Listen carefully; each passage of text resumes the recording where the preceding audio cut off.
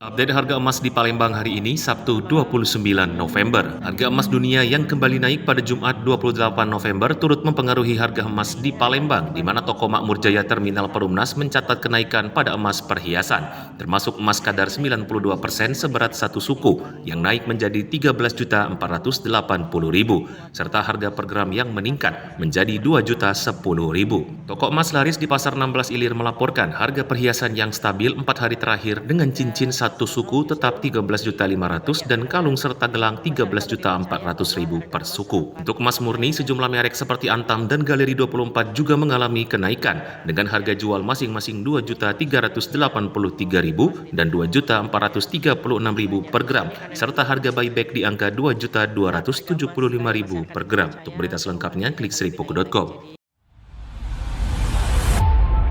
Saksikan Saksi Kata hanya di YouTube Sri Poku TV.